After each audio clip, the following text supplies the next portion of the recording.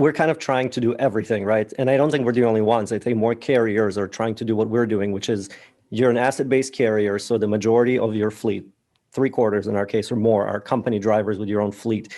We have an in-house brokerage as well, and we do over 50% of our freight is dedicated customer freight. We want to be at 75% by the end of this year.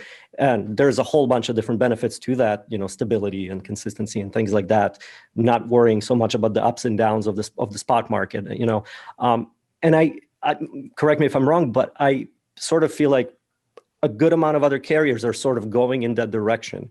And if that is the case, what room do you see for 3PLs in the future?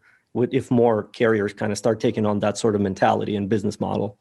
I mean, my point of view is the 3PLs have an enormous amount of advantages over the asset-based carriers because they don't have to worry about trucks or drivers. Yeah.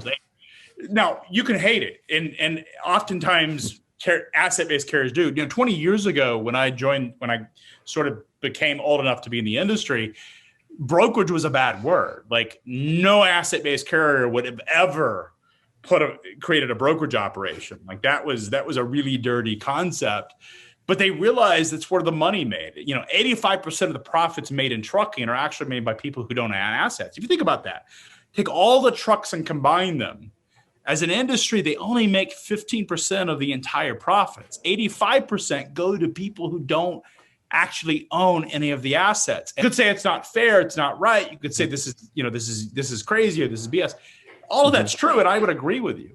But the reason that the non-asset-based carriers are able to be more successful in taking profits is they don't have to deal with you mentioned spot rate volatility. They don't have to deal with that. Oftentimes that's an advantage to them. The more volatile rates are or capacity is, the more advantage they have in the market, right? When rates collapse, spot rates collapse. As long as the shippers, which tend to be slow to change rates, their margins increase. And when the opposite happens and shippers' routing guides break down and the shipper says, I don't care what it costs, get it off my dock, the brokers make a lot of money because they can provide solutions. And I think the asset-based carriers can learn a lot from that. It doesn't mean they can't play in that industry. And I think I applaud you guys for moving towards dedicated because it's almost like an annuity. It's the difference between renting out a hotel room on a nightly basis or having a long-term contract of selling it as an apartment and locking in that. It's an annuity. And that's wise, particularly in your assets because you don't have the volatility. But in the rest of your operations, I think there's a lot of lessons from the brokerage industry of saying, how do we go to our shippers and bring more solutions to bear that maybe aren't a good fit for our trucks, but could be a fit for the industry? And how do I deliver solutions that are differentiated? And that's something I applaud you guys for setting up just this, this video talk or this podcast, because I think what it does is it's marketing. If you think about who are the best marketers, and we, at FreightWaves, we do a lot of advertising. We talk to a lot of marketers. They're often not in the asset-based carriers. Very few asset-based carriers do a good job of marketing their business. Most of the good marketers are in the 3PL industry. Asset-based carriers don't understand marketing. They don't understand branding. They don't understand data the way that the third-party logistics companies do. Yeah. And even then, the 3PLs aren't as good as you go to consumer, you're a marketer, you go to the consumer marketing brands, think of how Coca-Cola or Apple or even Delta Airlines markets their products.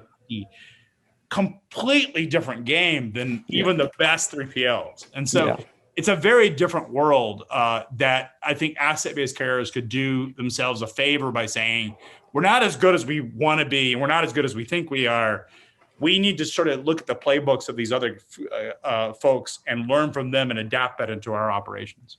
One of the most pleasant things about being in my position in this industry is because you can still surprise people because their expectations are different than, if you are looking at a commercial on YouTube for, some kind of a consumer goods, because people are not expecting much. So that means that you can really be, you can be a pioneer in your own circle and kind of grow these things yourself. And it's kind of cool because one of the things we sort of like to laugh about here at GP Transco is that the owners and the founders of the company didn't come from trucking, and I'm an executive in the marketing. I'm not from trucking originally either.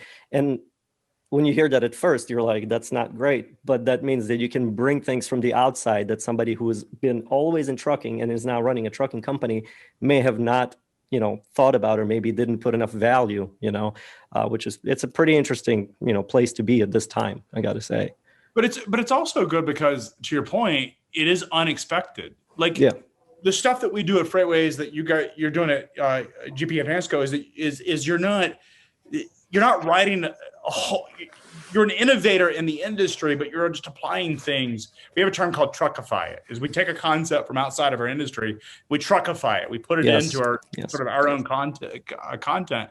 And because of that, it's not hard to come up with innovative ideas. They look innovative to our industry because we're in this weird world where it's 20 years dated. And like, one of the conversations that I have with trucking executives is they're very enamored with LinkedIn, about how good LinkedIn is. If I go talk to the media folks that I talk to in broader media or mainstream venture capital, we all love to hate LinkedIn and how bad LinkedIn is. And so it's different because the trucking industry is sort of waking up to the power of LinkedIn. But the folks that oftentimes are outside of our industry are complaining about how bad LinkedIn is. And it's just a paradigm shift. But what I think is really exciting is there's now been a lot of this marketing that's entered our industry. A lot of folks are talking about the issues, are sharing ideas.